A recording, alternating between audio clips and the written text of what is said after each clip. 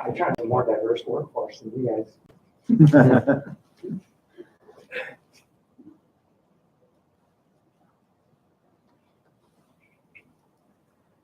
Hello, we're from Washington State University. My name is Rael, Max, Jacob, and Ilya. Itron is an American technology and instrument manufacturing company based in Liberty Lake, Washington that specializes in smart meters and meter data management software. Our team recommends a buy recommendation with a target price of $63.88. We reached this conclusion through our discounted free cash flow model, which is based heavily on our revenue growth and weighted average cost of capital estimates at 3.96 and 8.67% respectively. There is strong projected growth for the smart meter manufacturing industry due to low saturation of both the foreign and domestic markets. With their strong financials going forward and high revenue growth, in the North American regions, they've allowed themselves to take on new debt structure to increase their IoT capabilities and add more value to their customers. Their low and stable weighted average cost of capital and high net operating profit allows us to project a 17.25% increase in stock price. They have three main segments: water, gas, and electric. While their water segment has grown consistently throughout the years, we believe their electricity segment to headway their growth as the global economy begins to be more energy efficient.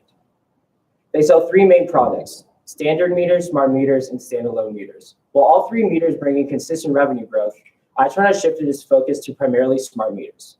Remote connectivity that monitors billing and usage is the main and key aspect as to why smart meters are so attractive to the public. As Itron continues to grow, they offer software as a service and analytical software to provide a single platform for their customers. Itron is part of the electronic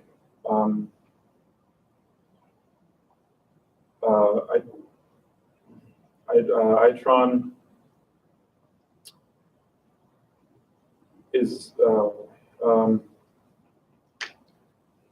electronic equipment industry is part of the industrial sector and has a $232 billion market capitalization and has grown by 120% over the last 10 years. Globally, smart meter sales have increased by 14.92% CAGR from 2012 to 2017. Itron's board of directors consists of 9 main members with past leadership roles and experience in finance, product and software development, mergers and acquisitions, and international and developing markets. Itron does not pay or plan to pay dividends in the foreseeable future as they continue to reinvest their free cash flow into new development segments. Major institutions like BlackRock, Vanguard, and Scopia Capital continue to show interest in their shares as they believe their capital structure is in line with their profitability. Over the past 42 years, Itron has proven their business model to be reliable and robust and adaptable to market trends and cyclications.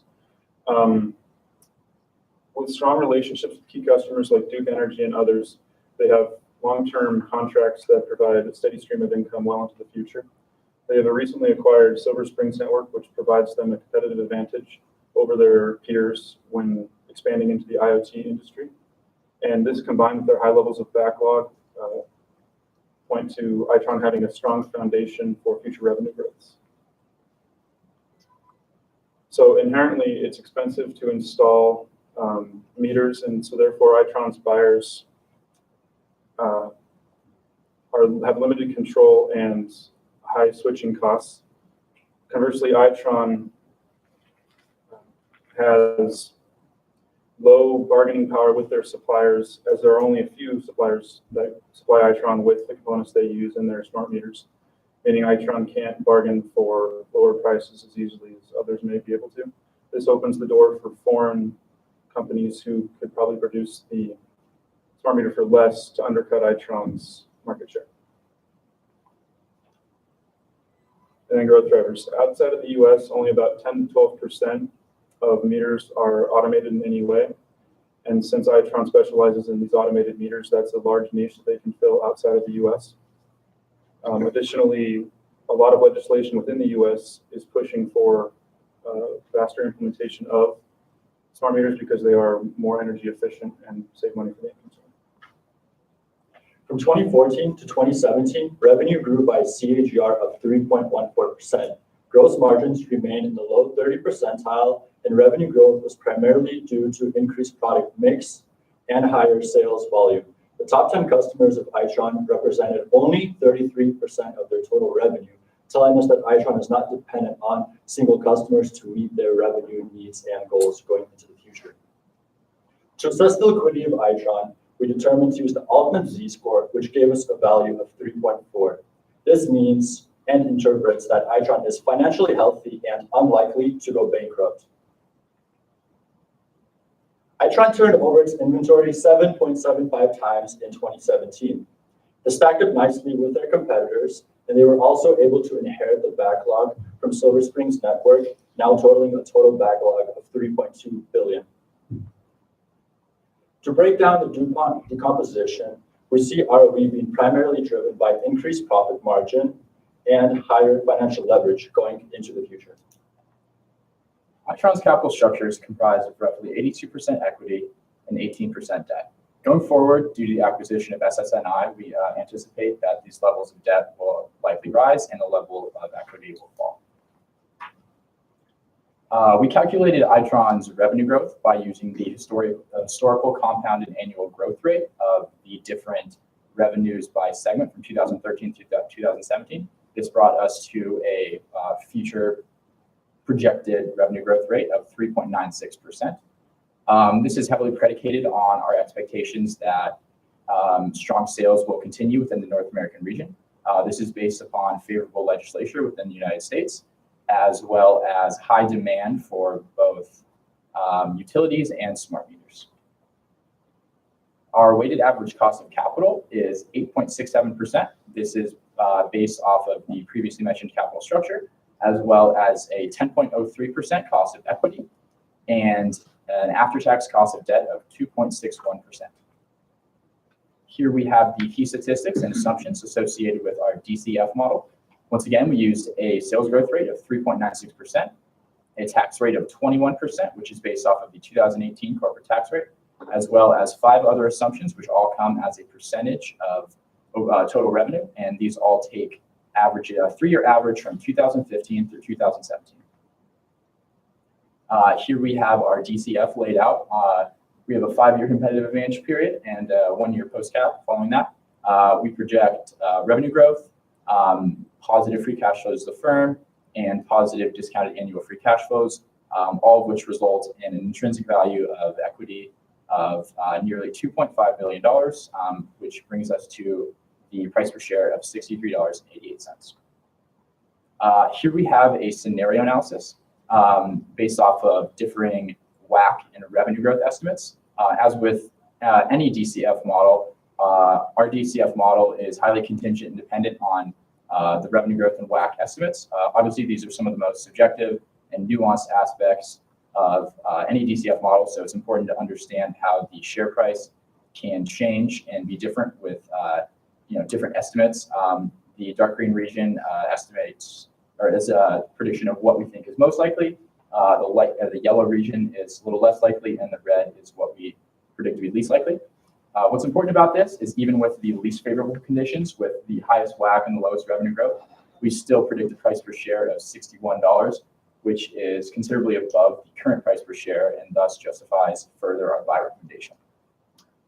To conclude, we would like to say that Itron is susceptible to lower priced alternatives from foreign competitors, and that while they move into new foreign markets, they are under scrutiny of new laws and regulations in each of those foreign countries. And while we realize these threats are legitimate, we also believe that they don't directly impact Itron's immediate revenue growth. To reiterate, our recommendation for purchasing Itron is a buy recommendation with a target price of 63.88 and a 17.25% upside. Thank you. So for valuation, did you look at valuation multiples, any peers, relative value compared to peers, or is it just the discounted cash flow?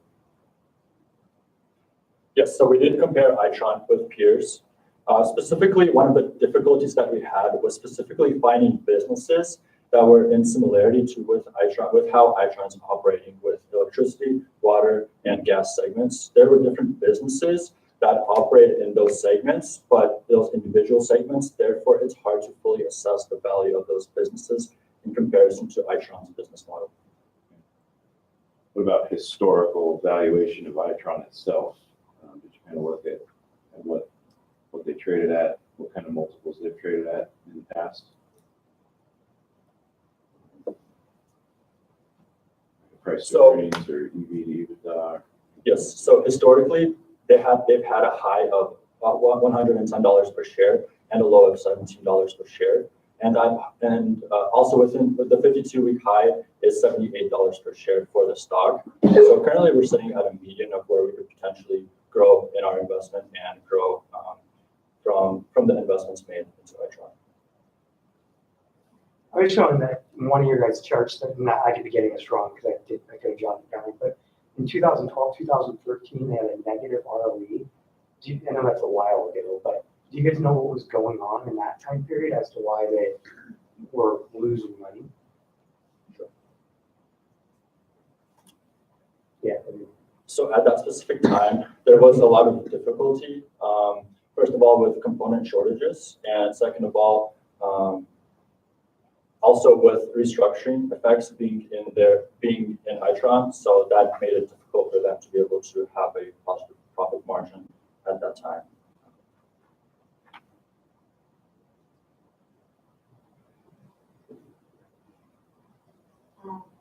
So Itron came out with year-end 2018 results and 2019 guidance a couple days ago. 2019 guidance was below analyst consensus estimates. How do those results and outlook for 2019, how would that factor into your analysis? Well, we see it as actually a great benefit for our analysis, knowing that the consensus estimate is lower than what we have been projecting for Itron. We see that as a great potential for us to make an investment into Itron and have that grow, whereas the street may have a lower estimate than what we project based off of our analysis. On your weighted average cost of capital slide, it kind of went by pretty fast. I'm not sure if I caught it. It looked like you had percent equity, 80-something percent. Yes. And percent of debt. Yeah, looking like about 81. Debt weight 18.2%. Yeah. Is that accurate? So this comes from 2017 year end.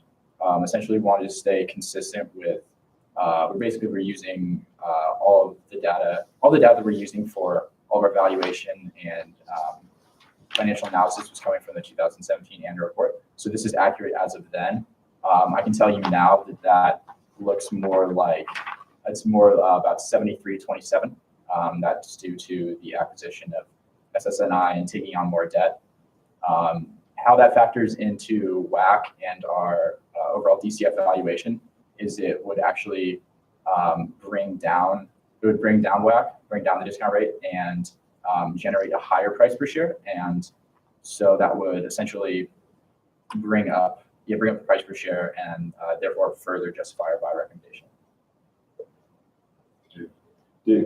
Could you have looked at maybe pulled some quarterly, some 10Qs and used more updated figures, I guess? I probably would have recommended it. Okay. On their most recent earnings call here just a couple of days ago, they had mentioned that with PG&E going bankrupt, that's potentially a positive for the firm going forward. Do you guys have any idea why that would, in terms of one of their primary customers going bankrupt, how that would be a positive moving forward? Well, I think that gives a great opportunity for Itron to be able to potentially inherit those customers that were PG&E. And also it's somewhat interesting to see how the PG&E, how their foreclosure turned out to, obviously to the wildfires happening in California. So with Itron having such a strong presence in North America, we see that as a great potential for them to be able to enter into that market and capture some of those potential clients and grow their business with them. Did you have a chance to look at, Itron recently resegmented their business from electric, gas, water to devices, networks, and outcomes, and restated their historical financial results going back to 2016. Have you had a chance to look at those new segments, and does that change how you're looking at the business going forward? I think primarily we look at the business as shifting towards more of an IoT and wireless company using smart meters such as for gas, electric, and water. But switching towards that new segment and more of that rebranding will allow them to take on whole new customers and also cross-sell their current customers and to bring more revenue streams and different revenue segments. Out of the three segments, is there an area where you see has the most opportunity? Definitely. Electricity for sure. As the global economy is kind of shifting to be more energy efficient, a lot of people are really more conscious of how much electricity they're using, as well as just in everyday homes, people want to be more connected to just different of their softwares and different products that they have. For instance, people like to check in on how much their might be able to want to check in how much their refrigerator is using and how much lights are turning on and what times. And so I think with Itron allowing themselves to take on this new transformation and increase our IoT capabilities, it's going to add a lot more service for their customers. Yeah, and to add what Rael was saying, so Itron actually now switched their name to Itron Network Solutions, and networks is primarily attributable also to the electricity, and since electricity has been such a big driver for their growth recently, we see that continuing to increase going into the future. The Altman Z-score thing, can you guys kind of explain to us what that's telling us about the financial health of the company? Sure. So the Altman Z-score has been around since 1920 and has shown 72% likelihood of determining the bankruptcy 2 years prior to a firm going bankrupt. So here we're assessing liquidity measures and solvency measures in terms of ratios. And so we're putting a weight to those ratios as derived from the Altman Z-score formula. And then we're summing those weights, and that's giving us the Z-score of 3.4. Given the fact that a lot of companies, when they do with publicly traded companies, when they do large acquisitions, oftentimes they'll kind of post-acquisition have a big bath accounting quarter where they write down their goodwill. Do you guys think that's a risk in this particular situation? I don't think specifically. I think the acquisition of Silver Springs is actually a really big positive for them. They're going to be bringing in a lot more customers, a lot more employees, a lot of more new ideas. So I think in general, as a company, they're only going to benefit from it.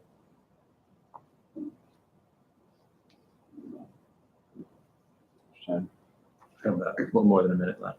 What do you guys see from a geographic standpoint? What markets in terms of, say, Southeast Asia, North America, what areas do you see as the greatest growth opportunities going forward? Definitely water and electricity is the main for underdeveloped companies.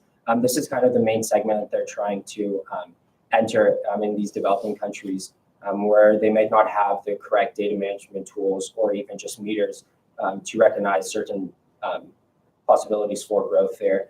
A great thing that smart meters do is alert companies when there are gas leaks or there are water leaks. So this is going to also prevent these things from happening and more solutions for developing countries where currently they just don't have those. To add on to that, I know specifically they've recently engaged in some pretty large contracts in Jamaica as well as Brazil. So just kind of South America, Central America as well. They've taken on some really big contracts over the course of the past year also.